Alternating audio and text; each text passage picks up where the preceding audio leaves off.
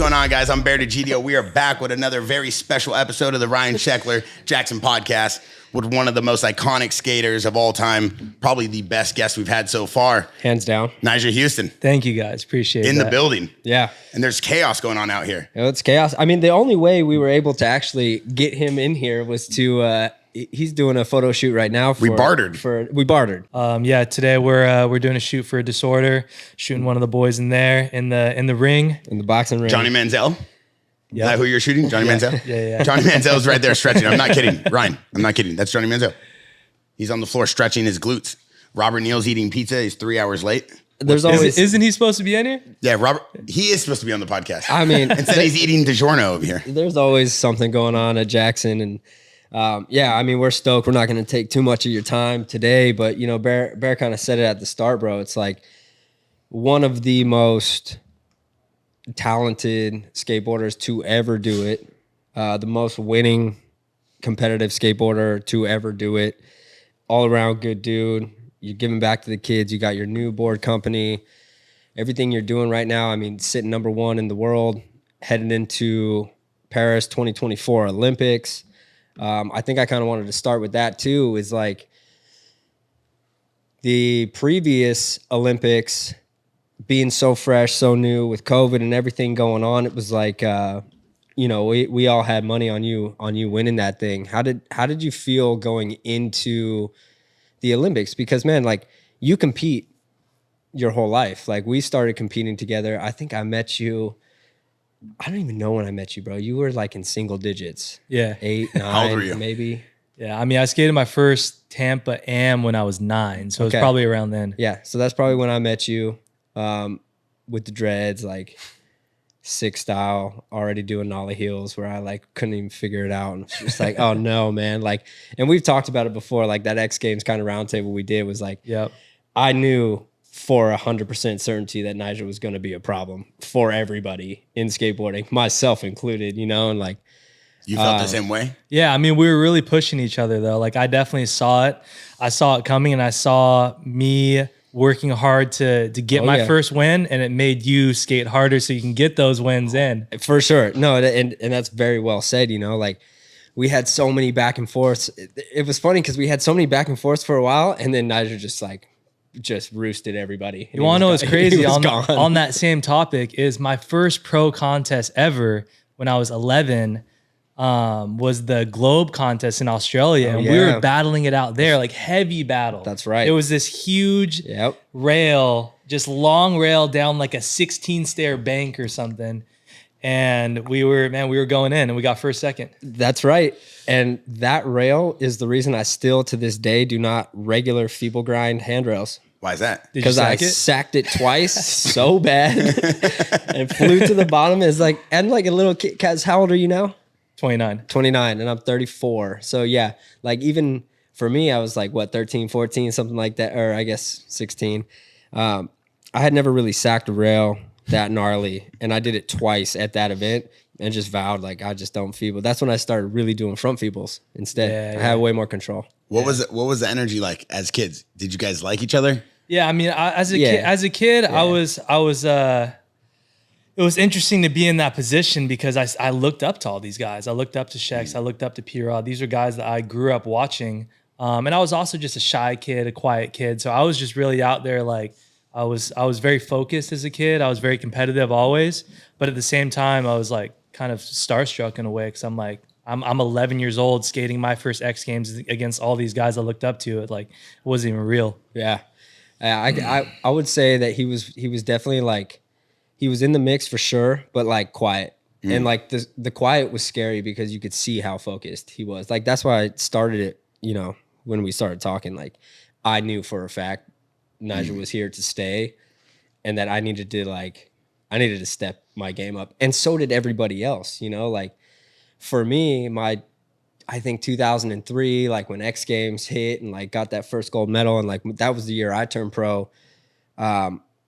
It was a trip because I remember being in the same spot you were in, just like skating with Costin and like these dudes. And I'm like, the pressure of it didn't really set in because I was still just having fun. But the second you like get your name on your board or like start getting sponsors or actually start getting paid, all of a sudden the reality of like, man, I'm doing this, but I'm a kid, you know, like both me and you have had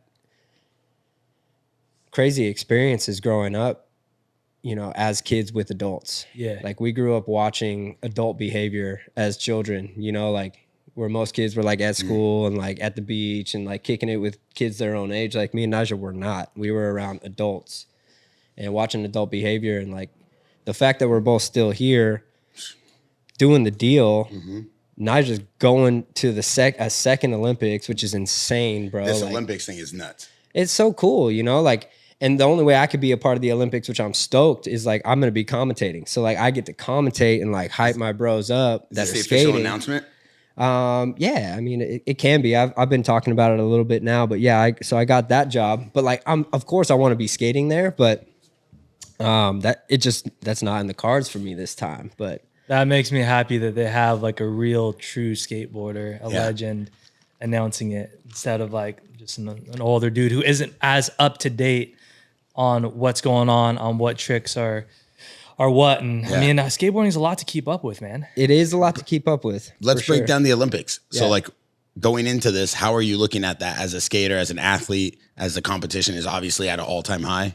Yeah, well, as Shex was saying, I mean, last time in Tokyo, which was 3 years ago now, it was an awesome time, but it was a rough time for me because the contest got pushed back a year because of COVID. Yep. So at that point, I'm like, oh shit, like a lot of these guys are already on my ass. You know, Yuto's out here, he's starting to win every contest, kind of like how I started to win every contest back in the day, and that's just that's the generation, the progression of skateboarding. It's bound to happen.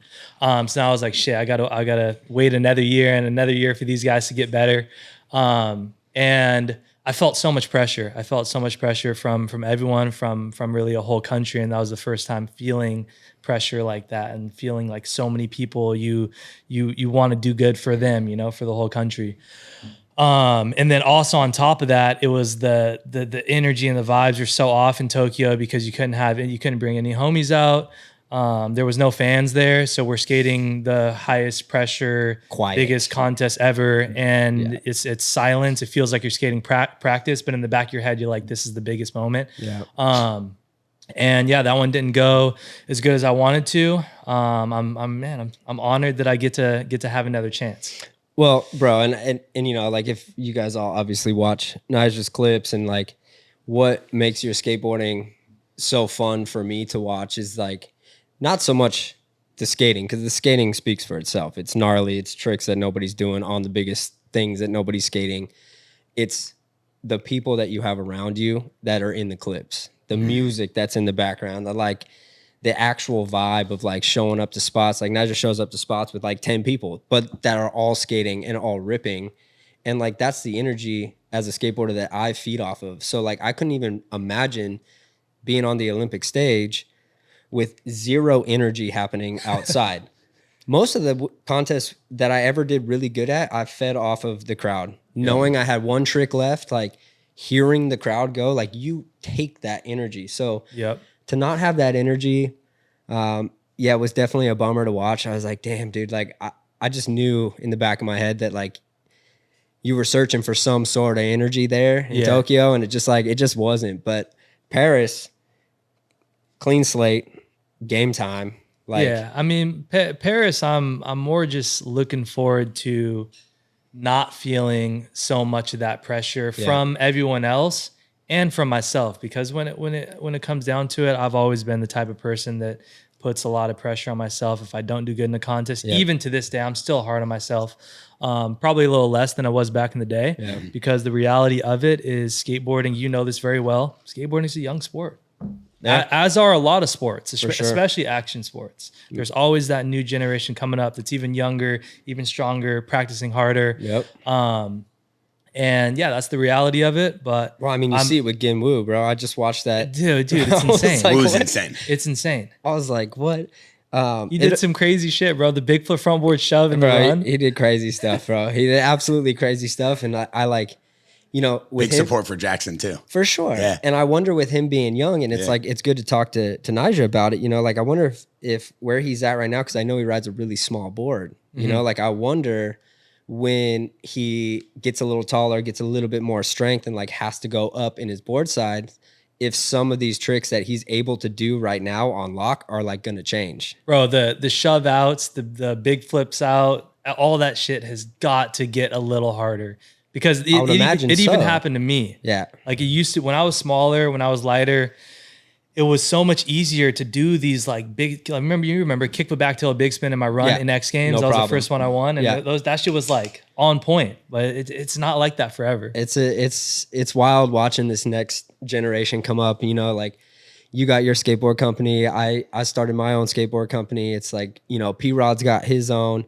Tori's got his own. It starts going into this next generation of like the pros that were coming up are starting to branch out and do their own things. And you know, as a skateboard, you know, company like owner that we both are, like it changes my lens of like who I'm looking at out in the wild, like who's coming up, who's doing the deal, but then who also fits the brand, you know, like who fits what the messaging is of like of what skateboarding means to me. Like I talk about it a lot, you know, I see a lot of kids coming up right now that are skateboarding, learning how to skate, but they're forgetting the basics of skateboarding. Exactly, bro. I talk about this all the time. They're forgetting what it feels like. What it actually is to skate is like not to do 9 club tricks. It's to feel the vibration of like skating down the asphalt, like learning how to push, learning like from ground floor up. And they're missing these first 10 steps and going straight to, you know, kickflip back lips. And I'm like, that's cool. But then if I just watch these kids pushing down the street, I'm like, I don't know if that kid can skate. Yeah, and skipping those steps, it takes away, you can see how it takes away from like the style of a skateboarder. Yeah. And, you know, nothing against the new kids and the new generation, but it's funny that we're talking about this because I got asked a question about Jinwoo after, I think it was after the qualifiers out there in the contest. And they're like, oh, a lot of people say like he's like going to be the next you, the next generation of you. And I'm like, yeah, it's possible, but it's gonna take a lot more than placing well in contests. Because there's this whole other side of skateboarding, which is the biggest part of skateboarding, bigger than winning any contest. And you're gonna have to shed a lot of blood and take a lot of falls and film a lot of clips to get to that point. 100%. And it's important to keep talking about this because we got to keep educating people on like it's easy for people to just kind of like forget about that side of skateboarding and be like, oh, skateboarding's in the Olympics, that's what matters. Yeah. When really it's so much more. I mean, that. Go watch Nyjah's part, Rise and Shine. Like, how old were you when you filmed that part? 16. That's what it takes right now. Like, that's what it takes. Without a doubt. I had a part in almost round 3. It's like young, but you can see the style developing. You can see the passion for skateboarding. I believe wholeheartedly, like Nyjah was saying, it's like, video parts and skating in the street is what will keep you in skateboarding. You can win all these contests, you can do all that, you get all those sponsors, but at the end of the day, if you want to leave a legacy in skateboarding, you have to have video parts. Video parts are the history of skateboarding. Contests and these medals, they sit up places, they collect dust. It's like nobody really remembers. You know, you win an Olympic gold, that's dope. Get that one. I mean, I want that one for you. Have had your pulse on the culture for a long time. You know, 15, 16 when I met you, watching you kind of like skate and then kind of like take over the Hollywood scene in a way. Watch Sheckler do it years before that with me. It's like kind of like you guys both developed your own style on the board, off the board. The culture was behind you. You guys kind of invented the culture at the time. Both of you have your own unique styles. Yeah. Why do you feel like you guys have been able to continuously, because even in today's time, 2024, Sheckler is still the first one to text me and be like, yo, this kid's next. Yeah. Yo, this kid's hot. We got to go talk to this kid. We got to see how we could support him. Yo, this kid, he just put a dope video. He's in the streets. You know, like, yeah, I get there's contest skaters, but let's focus on this kid. You do the same thing. I watch you do it with your brand. How do you guys continuously have this pulse on the brand, on the culture, on what skating should be? Yeah, I mean, I think it's similarity we have is we're not afraid to show who we are as people instead of just skateboarders, you know? People, I mean, some of the things people might hate on, you know, about like the whole TV show thing or me like posting about me partying too much or DJing for too long, sitting in my closet for too long on the decks. Nyjah throws some crazy parties, I will say that.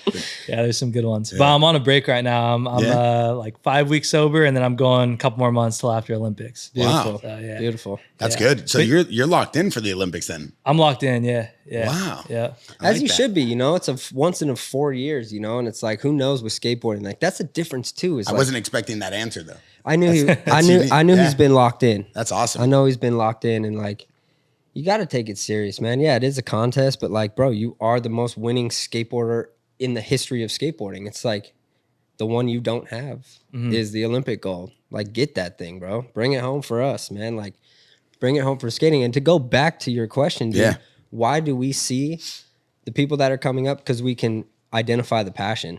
I can identify in a skateboarder, like if they're in it for what skateboarding is, or if they're in it to do something weird. Like the people that are in skateboarding because the feeling of it is undeniable and they're addicted to that feeling of skateboarding. That's where the passion is. That's who I want. That's who I want. I want those people on my team that like love skateboarding as much as I love it. I've given my whole life to it. So is Nyjah. Yeah. You know, it's not easy to find those people nowadays. No. Though. It's not easy. That? Just because the new generation is just different, bro. When we were growing up skating, like I was the biggest skate nerd. I read every single magazine and watched every single video so many times. VHS videos though, like let's go back to what it really was. You had to be careful to rewind because you didn't want to mess your VHS up. You didn't know if you could get another one. Like, you loved it. Yeah, I loved it. And I mean, it's necessary though, because it's straight education. Like you go to a spot, you know what's been done on that spot. Yep. You know what's going to be a valid clip or not. A lot of kids nowadays are just like, they'll do some trick that someone did 10, 20 years ago. And you're like, bro, off the yard. Do your research, bro. Come on. Does that really for like a? I'm glad he brought that up. Yeah, I want to ask you about this, and we're gonna have to wrap up here soon. I know you got to shoot for your brand. Disorder here at the Jaxxon house. They're using the ring. I think they're using something crazy over here. I see a bunch of craziness over here. So going back to that, I want to ask you: does it really affect you when you see a kid in today's time go and skate a spot, hit a trick that's already been hit? Zero appreciation for the past, for the history, for the culture of skating of that spot. Does that irritate you? Yeah, it does for sure. And it's not just about like the trick being done again. It's about the person not knowing the knowledge about how long these spots have been skated and how much that stuff matters. Like that's really important to not only because doing the same trick as someone, but just knowing where skateboarding came from. Like I grew up watching the S Minik Mahdi video, the flip videos, Flip Sorry. Whoa, like Bastion's part, bro. Bastion was a lot of kids nowadays they don't even know what those videos are. No. So go do your research, guys. Go do your research. I love this. Both of you guys have the same appreciation for skating, and it's like it's dope. And dude. I feel a very similar way, but I also understand kids who do know their history that like want to go, let's call it Hollywood High. You know, they want to go tray flip Hollywood High because like they know that I did it, and that's cool. I'm like cool, that's dope. But it's the kids that go tray flip and say like MBD, and you're like, well, that's not true. And it goes back to what Nyjah was saying. Yo, watch your hashtags. There's a little bit of history. Yeah. And it's not that hard to find if you have the bug for skateboarding. If you have the bug for it, you're going to naturally just go do your research. Like anything you want to be good at, you're going to go do the research to see how to get to that point and see who's done it the way that you want to do it. So it just goes back to what we were saying. It's like, it's hard to find these guys and girls right now that have the 100% like addiction to skateboarding. As we get ready to wrap this up, one thing that I always appreciated about you, Nyjah, I know we have, a lot of common friends, and in passing, you've always been cool to me, and I've been to a million parties and watched this kid kind of terrorize the city and then go skate it the next day. I don't know how you do that. I watch him stay up till like 5 in the morning and then go hit like it's harder nowadays. 30-foot stair. I'm like, God damn. I used to be great at it. It stopped for me at about 25. And I was going to say the same thing. So obviously I'm a little bit older, grew up with Sheckler. Shecks, I watched you run around the city for years. you built your skate park, you had all your friends in there, you went and just kind of did your thing. And then I watched you kind of do your own thing in a similar way, but then you made it your own. And then both of you guys became like these icons. Like you guys are probably the last of these iconic names. Like we won't see these types of names anymore, not because these people aren't as good or not because a skater can't do what you guys did, because the media's changed. The landscape has changed, how people become celebrities. The brand deals have changed. Like it's just not going to happen anymore. Like you guys are the last of the Mohicans, you know? What is it about you right now? Like your inspiration growing up, I'm not necessarily sure who your inspiration was, but what is it right now keeping the fire going? I mean, keeping the fire going, it's truly the love for skateboarding. And that's something that I'm so thankful for and proud of myself of. Probably the thing that I'm most proud of myself of is just still having that love for it, still wanting to go out there and compete, still wanting to go out there and beat myself up at some spot for 2 hours. Because I mean, when it comes down to it, like, I mean, we've done a lot in our careers. We've had long careers, and we don't have to still be doing that. And like when I watched your last part, I was thinking the same thing. I was like, bro, this dude's done so much. He doesn't have to be out here doing this stuff, beating himself up. But it's an addiction. That shit is instilled in us. And I'm personally going to skate for as long as humanly possible. Like, bro, I want to be grinding rails when I'm 56 years old. I don't know if that's possible, but I think it is. I think you will. Yeah. I think you will, you know, like. For sure. You have a knack to show people that it's not about a contest. It's not about the money. Like I've watched you go and skate like in the middle of the day, like after you've been partying for 3 days just for you with just Nathan, like filming, sending me like these videos on Instagram story. I'm like, what is this guy doing? This guy hasn't slept in 3 days. He just wants to skate. Yeah, so like bro. You could see that, you know? That's something about me that's funny. Like people see me in the most random places sometimes. Like I'll just be like waiting to pick up my car or some random shit and just like, I'll skate on the sidewalk. I'll skate a curb for an hour and have fun doing it, like by myself. And that's truly what separates someone from being a great skateboarder, because you got to be willing to have fun with it no matter what. You got to be willing to like skate by yourself, put in those hours of practice by yourself. And that was the difference from me and my brothers growing up, is like they kind of like wanted some friends there to help them like keep that energy and stuff, when I was just out there just doing a kickflip just 100 times in a row in my garage.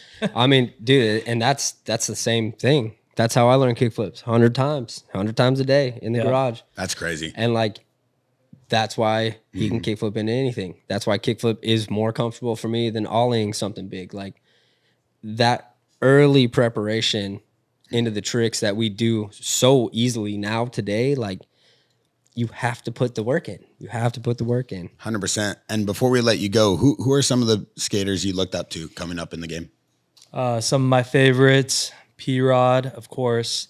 Chris Cole is still, I would say he's still my all-time favorite. He's such a legend. He's something about him is like, he can just do any trick. Yeah, he can. You could name any flat ground trick, any ledge trick. It might take him a little bit. He could do it. Yeah.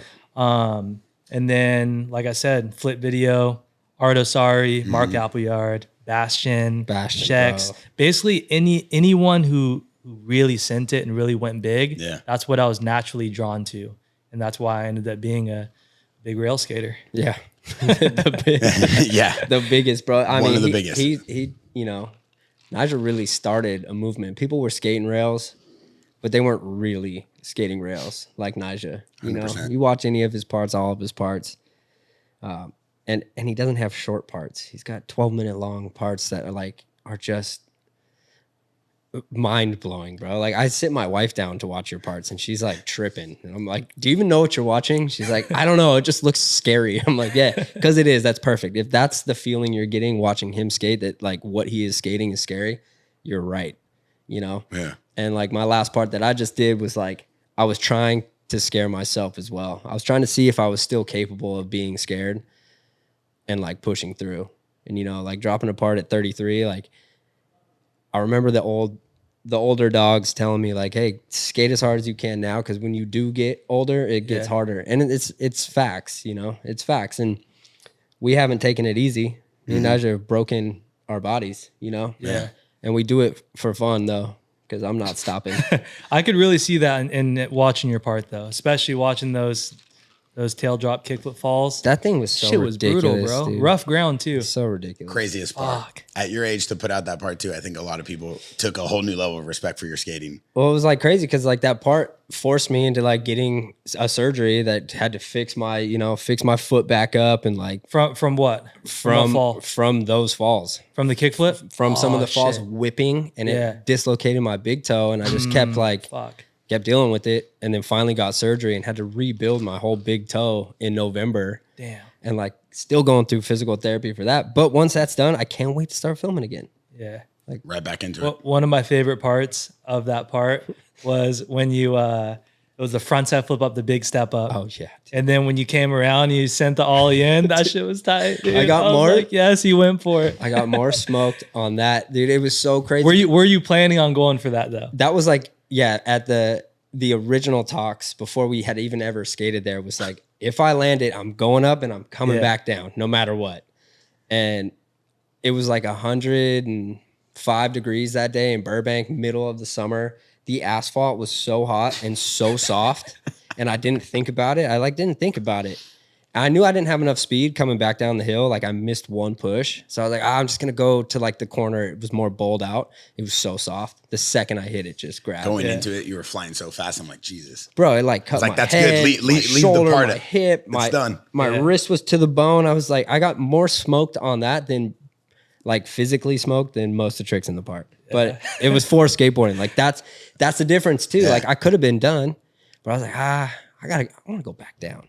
That's the best part about That's both of the you shit guys. that people remember. Yeah. Though. Like that's what's burnt into my brain. It's like great. whatever. Before we It's part let of you it. go, do you have any big projects coming out? I'm gonna have a video coming out for Disorder soon. I got another part stacked up right now. Some of the other boys on Disorder are gonna have parts too. Sick. And then after that drops, starting after Olympics again, we're gonna be really going in back at the big sends, the big spots, Yeah. and put out another really gnarly long part sometime in the next couple years. Let's That's go. it. Parts are still at an all-time high. Yep. You heard it from Sheckler and Nyjah here. Put out a part, get your credibility up, and then go worry about contests. Just have fun, man. Like make skateboarding your passion. If That's it's it. your passion, it'll show. Jaxxon Podcast, Ryan Sheckler. We pulled him from his shoot. Nyjah, we appreciate you coming on. I know you got to get back out there. Make sure you guys like, subscribe, leave a comment. Let us know who should be on next. Yes, sir. We Thanks, out. boys. Thanks, brother. That was epic.